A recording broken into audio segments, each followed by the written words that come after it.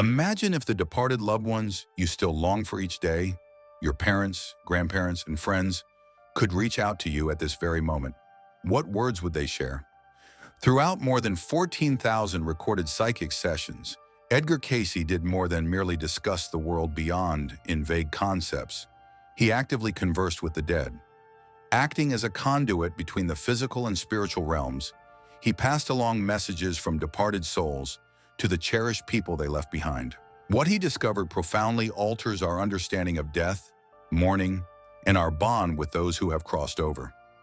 These communications were uniform, pressing, and unexpectedly grounded. It appears the departed have highly specific insights they wish to impart, not to scare or confuse us, but rather to guide us toward a more fulfilling existence right now and ready us for the afterlife.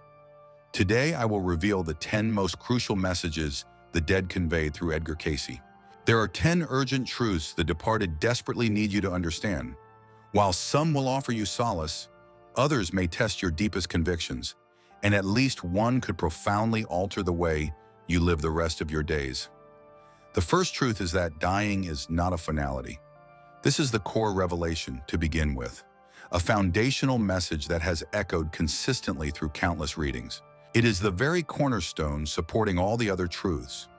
Those who have crossed over want you to realize that death is not a termination, but rather a gateway. Cayce shared a deeply beautiful perspective on the matter, explaining that passing away is merely stepping through another of God's doorways. It is not an ultimate or sealed exit, he noted, but simply one more threshold within a boundless mansion of endless rooms. Reading 136 to 33 conveys this idea with even greater directness, affirming that what society typically refers to as passing is just a transition through this alternate divine door. This serves as evidence of an unbroken, ongoing consciousness. After all, it would be impossible for us to understand the experience of crossing over if we hadn't already gone through it before. Take a moment to truly ponder the profound weight of that truth.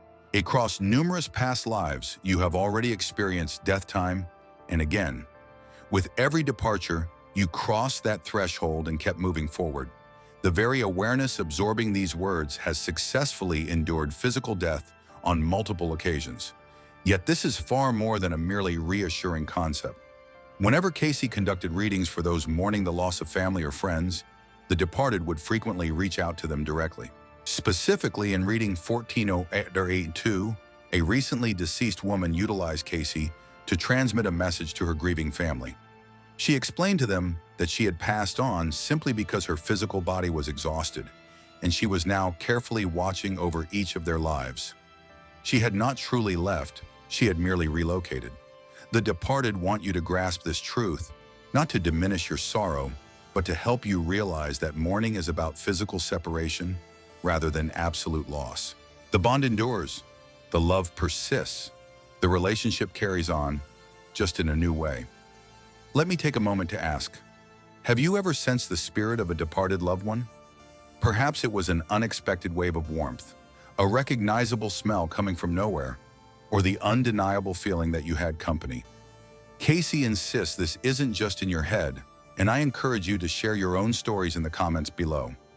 Point number 2 is that they are aware of what you are experiencing. For anyone who is mourning, the second message is often the most soothing of all. Those who have passed away wish to assure you that they are looking out for you and observing everything.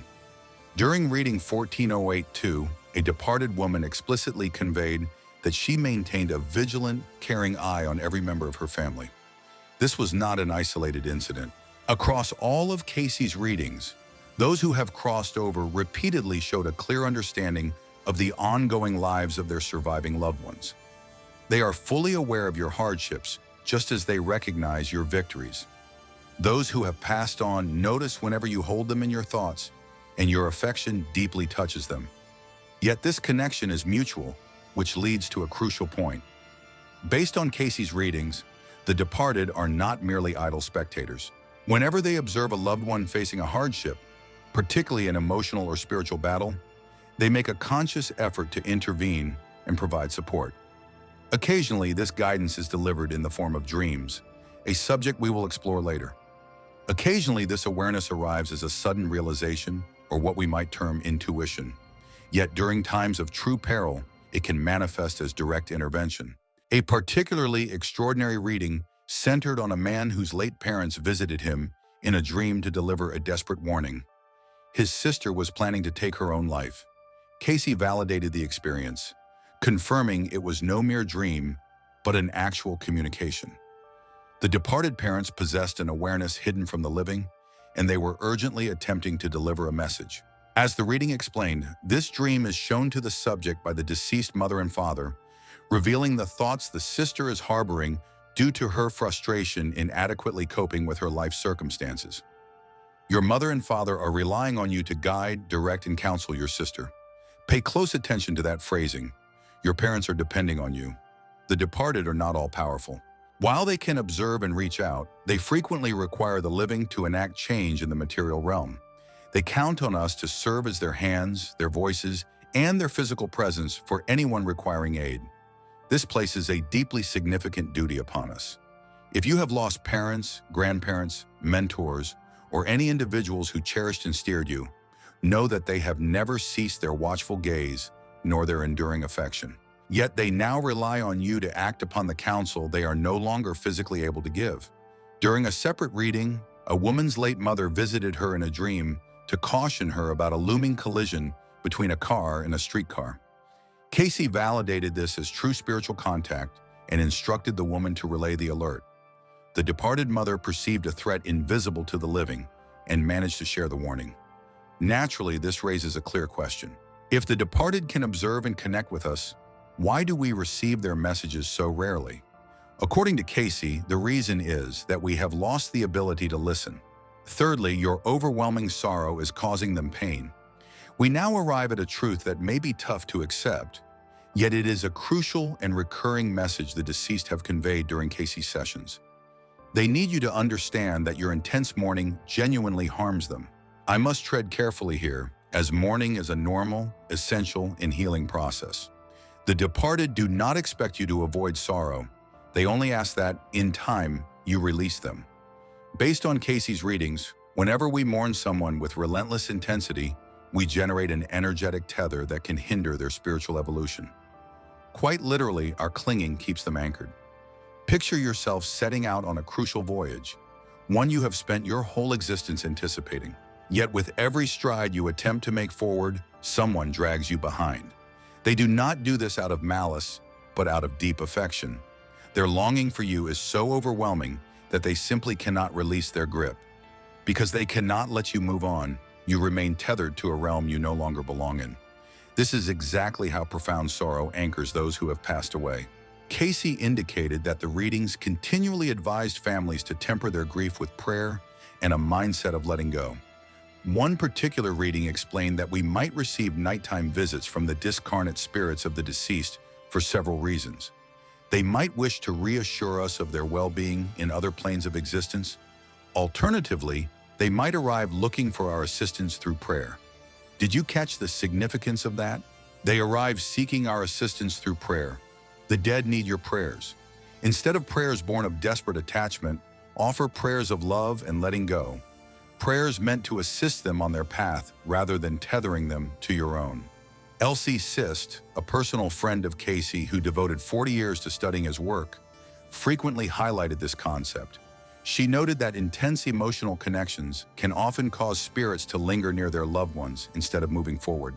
Because this is not always beneficial for either the living or the departed, it creates a very delicate balance to navigate. Those who have passed on hope, you will hold them in your heart with love. They wish for you to sense the bond that remains unbroken. Yet they also desire for you to embrace your own life completely, to rediscover happiness, and to avoid spending your fleeting time on earth paralyzed by grief. Truly, one of the greatest tributes you can offer a departed loved one is to thrive, to take the affection they bestowed upon you and amplify it throughout the world. Pay tribute to their legacy not merely through sorrow, but through personal growth, helping others, and wholeheartedly living the life they can no longer share. If you are currently overwhelmed by the loss of a loved one, please take this to heart.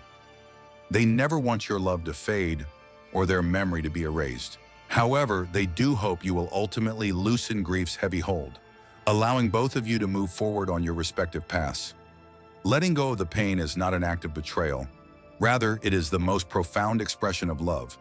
The fourth insight is that dreams act as the primary conduit. This message is highly practical and immediate, offering something you can put to use this very night. The deceased wants you to understand that they primarily reach out to you through your dreams. Across Cayce's readings, the dream state consistently proved to be the most frequent and dependable medium for after-death contact. Why do they choose dreams? Because while you sleep, your conscious mind is temporarily paused, completely bypassing all of your everyday doubts, anxieties, and mental filters. The boundaries that typically block communication become porous. Cayce described it like this: every subconscious mind is linked to all the others. Through this subconscious network, dreams can align us with individuals in both the physical and spiritual worlds. If you dream about a departed loved one, particularly when the experience is intensely vivid, emotional, and distinct from your normal dreams, it is highly likely you are experiencing a genuine visitation rather than simply replaying old memories. How can you distinguish between them? Based on the work of researchers who analyze Cayce's dream interpretations, visitation dreams share a few unique characteristics. Primarily, they carry a much stronger sense of reality compared to ordinary dreams, leaving you waking up completely convinced that a genuine encounter took place. Furthermore, the departed individual typically presents themselves as vibrant, joyful, and serene, regardless of any illness or pain they experienced prior to their death. Third, such dreams regularly deliver a distinct, significant message, frequently revealing information you could not have otherwise known. During one reading, Cayce noted that the deceased occasionally visit dreams to show the living what passing on is like, hoping to alleviate their sorrow and anxiety. They appear to offer reassurance that they are well, that their crossing was peaceful, and that there is truly nothing to be afraid of. A fascinating element of Cayce's dream interpretations is that the deceased often appear at ages entirely different from when they passed away. One individual asked Cayce why they envisioned their father and uncles as youthful men, despite only ever knowing them with white hair. Cayce offered a deeply profound response. He explained that spirits continue to develop on the eternal plane, because for every soul, death is actually a rebirth, and those who are evolving naturally manifest in that youthful, growing state. Consider the deep implications of such an idea. Within the spirit world, those who have crossed over do not remain suspended at their time of death. Instead, they continually progress, expand, and transform. When they visit your dreams looking younger, they are simply revealing their genuine spiritual energy, completely unburdened by the constraints of their frail physical forms. Should you wish to improve your ability to connect with departed family and friends, Cayce's readings provide actionable advice to guide you. Place a dream diary on your nightstand and record whatever you recall the second you emerge from sleep. Carry an earnest desire to welcome communication. Do not force it, just remain open. Most crucially, commit to strengthening your overall dream memory and lucidity through steady practice. The deceased are actively trying to contact you. The real issue is whether you are fostering the proper environment to catch their words. Number 5, they do not always realize they are dead. The fifth revelation is perhaps the most startling and unsettling truth the deceased wish to convey. Some of them are completely unaware that they have passed away. Across numerous sessions, Cayce detailed how certain spirits linger in a disoriented, earthly limbo for vast stretches of time, often years, blind to the fact that they are no longer in their physical forms. In fact, reading 57564 explicitly notes that many individuals have been stuck in the state known as passing for what we consider years, entirely ignorant of their own death. How could such a thing occur? Cayce explains that for certain people, the shift from a physical body to a spiritual form is so smooth and subtle that they completely fail to notice the transformation. They carry on with their daily habits, mental patterns, and worldly bonds, entirely oblivious to the fact that the living can no longer perceive them. This phenomenon happens most frequently following unexpected deaths, such as fatal accidents, sudden cardiac events, or violent clashes, where the individual lacked any opportunity to brace themselves for the end. This frequently occurs among individuals who are deeply bound to bodily gratifications and worldly possessions. These are people who tied their entire identity to their physical form, completely unable to imagine their awareness enduring without a body. The reading goes on to state, the emotions and cravings for what you consider appetites are either transformed or fade from awareness entirely. It is the capacity to communicate that typically causes the most distress and anxiety for others. To put it differently, these bewildered spirits may attempt to engage with the earthly realm, becoming deeply troubled when their efforts are met with silence. They may struggle to comprehend why their loved ones seem to ignore them, why their surroundings feel unfamiliar, and why nothing functions as it once did. This explains why the departed seek our prayers. We are asked to pray not only for our own sake or to maintain our bond with them, but specifically for those who remain trapped, the lingering spirits who have not yet grasped their passing and require assistance to finally cross over.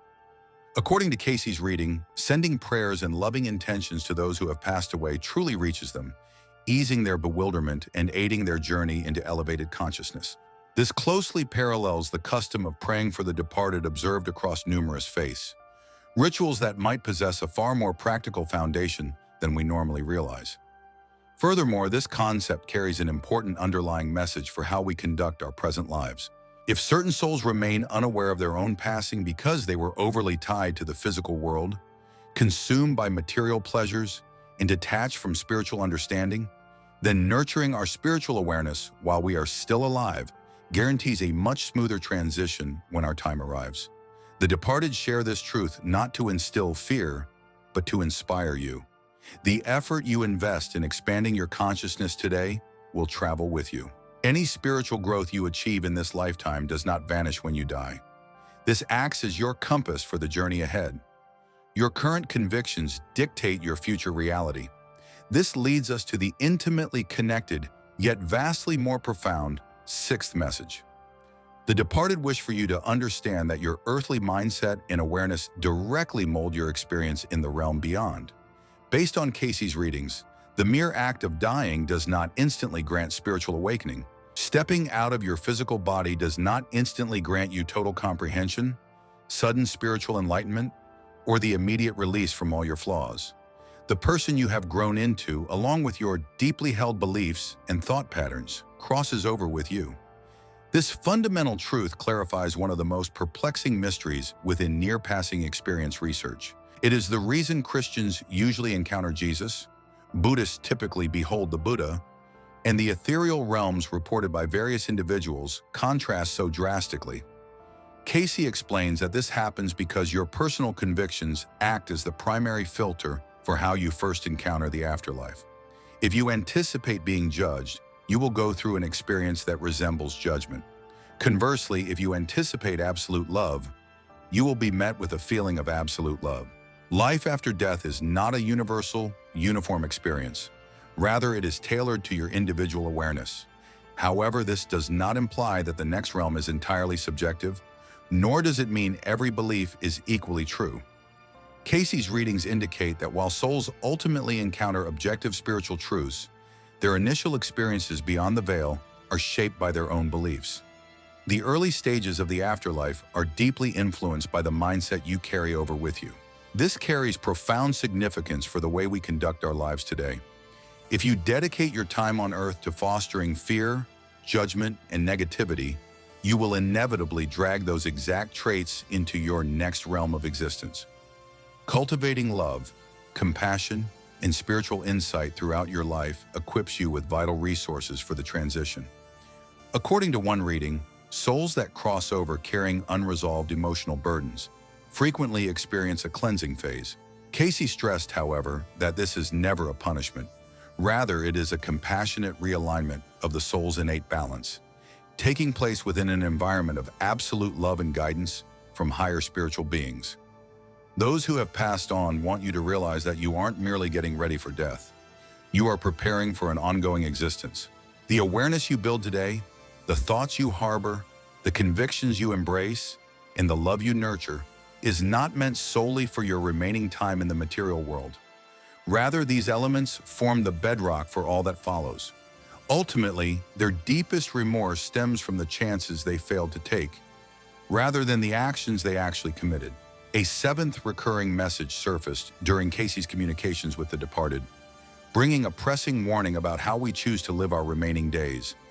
Those who have passed on want you to understand that they feel far more remorse for what they left undone than for anything they actually did. As every soul reflects upon their earthly existence, a universal occurrence according to Cayce's sessions, their deepest anguish does not stem from their blunders, the gambles they took, or the defeats they endured. The deepest anguish arises from lost chances, unspoken love, and unrealized promise. During readings concerning those who took their own lives, Cayce shared that these spirits express less remorse over their final act than over the things they left undone. By prematurely terminating their existence, they also severed their ability to grow and gain wisdom from the experiences life provides.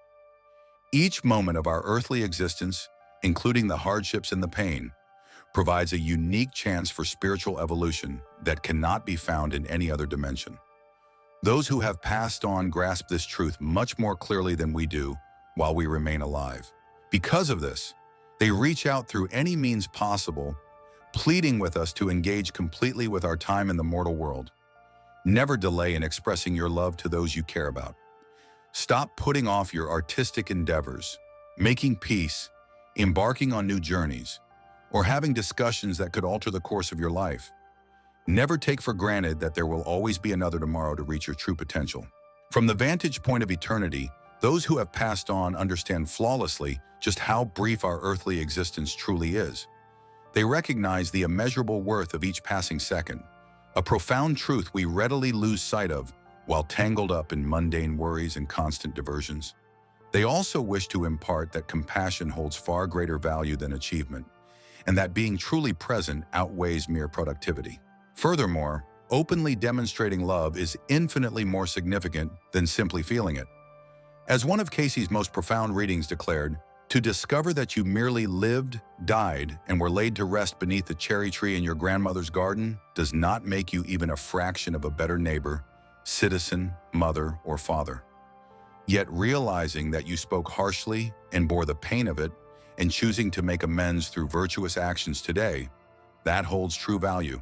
Those who have passed on are entirely indifferent to your career achievements, your wealth, or your standing in society. What matters to them is the depth of your love, the generosity of your service, and the expansion of your spirit. From the vantage point of the afterlife, all other pursuits simply vanish into insignificance. Should you need to offer forgiveness to anyone, grant it today. Should there be words left unspoken, speak them immediately. If you have been putting off a dream, take steps toward achieving it right now. The departed are observing you, wishing you would embrace their hindsight without needing to pass away to acquire it. The eighth point is that your prayers possess a genuine ability to assist them. In fact, this eighth message is among the most practical insights the deceased wish to convey. Your prayers carry a true, concrete strength that supports them as they continue their journey. While we briefly discussed this before, it warrants a closer look because it offers a tangible way you can help your departed loved ones right now. Based on Cayce's readings, the deceased sometimes come to us looking for support through prayer. This is not just a psychological comfort or a metaphor, it is genuine assistance that transcends dimensional barriers. How exactly does it function? Cayce taught that praying produces spiritual energy, an actual force that can be channeled and absorbed. Offering prayers for the deceased sends a distinct energy that directly reaches them. If they are trapped in confusion, this energy can provide a guiding light. If they are working through heavy karma, it assists in their spiritual cleansing. It also fortifies them as they ready themselves for their next phase of existence. The practice of praying for the departed, shared by Catholicism, Orthodox Christianity, Judaism, Buddhism, and numerous other faiths, is fundamentally rooted in genuine spiritual truth. The Cayce reading suggests that these customs took root because they genuinely succeeded. Individuals experienced a real connection, perceived answers, and shared in the mutual rewards. Yet the power of a prayer depends heavily on the intention and energy behind it, a point Cayce strongly highlighted. Clinging prayers of desperation, where one begs the departed to remain bound to the living, provide no help and can actually obstruct the deceased's spiritual advancement. True assistance comes from prayers centered on love and letting go. The readings suggest specific approaches to prayer, offering well wishes for their journey and extending support without expecting anything in return. They recommend prayers of gratitude for the time you shared, alongside requests for their ongoing growth and blessings. These prayers gently release them to move forward while preserving your loving bond, asking that higher spiritual beings surround and guide them. A deeply profound practice highlighted in the Cayce readings involves extending your prayers beyond your own departed family and friends to encompass all souls crossing over, especially those who are lost, trapped, or having a difficult time. Such acts of boundless empathy create an immense spiritual energy capable of aiding spirits you never even met on earth. Those who have passed on wish to assure you that prayer does more than just soothe your own grief. It provides them with real, tangible assistance. The power of your affection and focus truly transcends dimensional boundaries. Your departed loved ones truly feel your efforts, and it holds profound significance. If guilt has been weighing on you over whether you are doing enough to honor their memory, let this be your comfort. Send them your prayers steadily and frequently, filled with love and a sense of peace. These intentions successfully reach them and provide real support. Our bond is eternal. We are forever journeying alongside one another. The ninth message addresses our most profound anxiety regarding death, the dread of being parted forever. Those who have crossed over wish to reassure you that you belong to the same soul family, and one day you will be reunited. In all of Cayce's studies regarding the afterlife and reincarnation, a single theme constantly emerged: souls journey together across numerous lifetimes. The individuals you cherish right now are not chance encounters. Instead, they are spirits you have deeply cared for in previous lives and whom you will go on loving in countless lives to come. This encompasses more than just romantic partners and relatives. It extends to deep friendships, mentors, and even fleeting yet deeply impactful acquaintances. Experiencing soul recognition, that instant familiarity with a complete stranger, often points to an already established spiritual bond. According to Cayce, during the transitional phase between lifetimes, souls getting ready for their next rebirth frequently make plans to reunite with those from their specific soul cluster. We deliberately choose our environment, parents, family, geographic location, and era to ensure we reunite with the specific souls we are meant to grow with. Often we come back to one another in altered roles. The person who is your mother today could have been your sister in a past life, and your closest friend may have once been your parent. Although these worldly dynamics change, the profound underlying bond endures. Because of this, the death of someone dear is never a permanent farewell. Rather, it is merely a brief physical parting within a connection that lasts for eternity. One day you will reunite with them. The love that binds you reaches far beyond a single lifetime. As Cayce explains, departed souls frequently help design the future incarnations of the loved ones they left behind. They might orchestrate situations to foster your personal evolution, or they could be waiting for you to master specific life lessons prior to your reunion. Even as they progress along their own spiritual path, they stay deeply committed to your journey. When your time on earth comes to a close, they will be waiting to receive you. Reuniting with departed loved ones during this crossing is one of the most frequent themes in near-passing experiences, accounts that closely mirror the insights found in Cayce's readings. They appear to greet us, to comfort us through the passage, and to guide us home to a dimension completely free from physical boundaries. Those who have crossed over want you to know that love remains the greatest power in the universe. This is the profound force that unites soul families throughout all of time and space. The affection you hold for those who have crossed over is never wasted on the departed. Rather, it acts as a vibrant tether, bridging different dimensions, one that will inevitably pull you back to one another when the moment is right. Point number 10. This existence is your chance.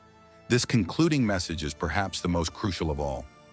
Those who have passed on want you to understand that your physical journey is a rare, invaluable gift, and they implore you not to squander it. Seen from the vantage point of the world beyond, incarnating into a physical form is recognized as an extraordinary and precious experience. It is true that the spiritual dimensions provide their own avenues for advancement. It is also true that our awareness persists and expands after death. Yet specific types of evolution, profound lessons, and unique achievements can only be realized while inhabiting a mortal body within the material world. The heaviness, the obstacles, and the boundaries of living in a physical body, everything we lament and attempt to flee, are exactly what make Earth such an exceptional classroom for spiritual growth. Conquering a hardship within this material realm earns you a permanent triumph. Moreover, opting for love instead of fear, especially when your circumstances make fear the most logical response, molds your spirit in a profound way that cannot be duplicated anywhere else. Helping others while inhabiting a physical form burdened by its own aches, demands, and boundaries gives that act immense spiritual significance. Those who have passed on recognize this truth vividly, and they deeply yearn for you to understand it as well. Through reading 57564, Cayce delivered one of his most profound insights regarding the connection between our bodily and ethereal lives. Dying in the material world is a birth in the spirit realm, just as being born into the material world is a passing in the spirit realm. Whenever you take on a physical body, you depart from the spiritual realm to enter a world of material boundaries. Likewise, when your physical life ends, you are reborn into the boundlessness of the spirit. Each realm provides unique experiences the other cannot give. At this very moment, the physical experience is yours to explore. Those who have passed on do not wish for you to hurry to join them.